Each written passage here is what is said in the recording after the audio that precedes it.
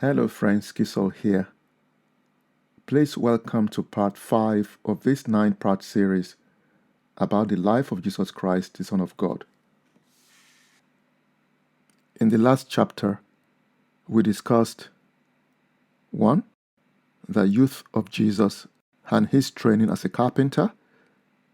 2. Jesus and John the Baptist. 3. The baptism of Jesus Christ, the Son of God. And 4. Jesus becoming conscious of his mission. In this 5th chapter, we will continue and discuss 1. Jesus going into the wilderness. 2. The temptation of Jesus Christ, the Son of God. 3. The beginning of the mission of Jesus. And 4. The Great Sermon on the Mount. Again, all these topics are very important, so please don't go away. Please kindly listen objectively as we explore the life of Jesus Christ.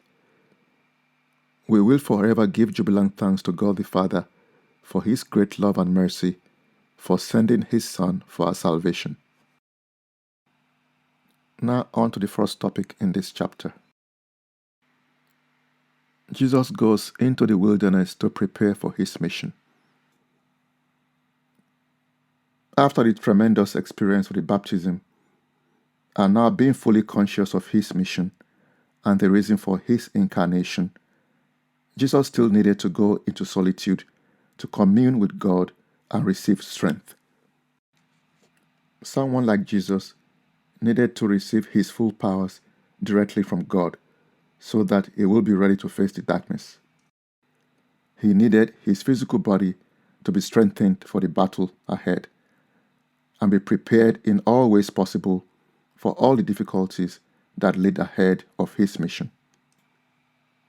Going into the wilderness was thus important for the execution of his mission.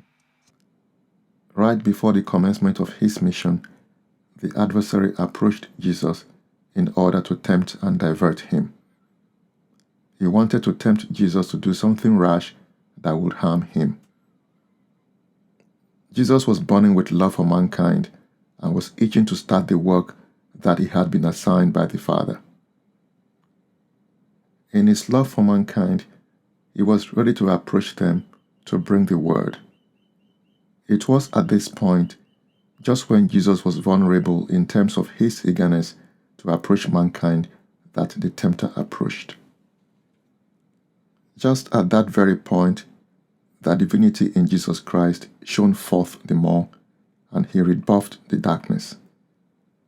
Jesus had total victory, and he was then ready to approach his mission in the way he saw fit, in accordance with the laws of his Father. Yielding to any of the temptations would have seriously harmed the mission of Jesus, as the nature of the temptations will have either caused serious physical harm to Jesus or destroyed our trust in him. After rebuffing the darkness, Jesus started his mission and started preaching the gospel of repentance and love. He gave the Sermon on the Mount and he chose his disciples. The mission of Jesus was in his word, which he gave to mankind in the laws of his Father, as for example, in the Sermon on the Mount. His word, which he encouraged us to follow, is the saving grace for mankind. He preached love for our neighbors and not to harm them with our thoughts, words, or actions. He encouraged us to follow the laws of God so that we will be happy here on earth, because following the laws of God guaranteed this happiness and joy. The Sermon on the Mount is one of the most poignant and beautiful sermons ever given. It was beautiful and powerful and simple at the same time. The people were amazed and filled with wonder. No one had ever taught them that way. It was a masterpiece. The people flocked to him after this, as the truth that he preached was so beautiful that it attracted everyone. He acknowledged the old laws of Moses and strengthened these laws and extended these laws further.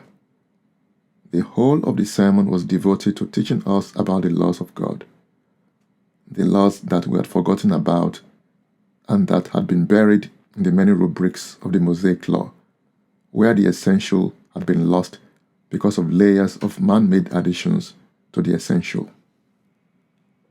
The old Mosaic laws had become too complicated and too numerous and confusing to most people. It came to be that you had to be very learned to understand any of it. This, of course, was never intended by God, whose laws were written in such a simple way that all could understand them. So the people of Israel had become lost and buried under the yoke of the misinterpreted Mosaic laws, which became a burden and an obstacle to most people. Jesus liberated them from this rigidity, and the people were overjoyed. Thank you again for listening. In the next chapter, we explore 1.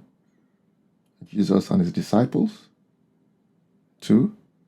The miracles of Jesus Christ. 3. Jesus and the Pharisees, scribes and the Sadducees. And 4. The word of Jesus Christ, the Son of God. For more information, please go to the websites jesuslifeevents.com or spiritualknowledge.org or thegrailmessage.info or grailmessage.com. You can also go to the Facebook page, Introduction to the Grail Message. Thank you. See you then. Bye-bye.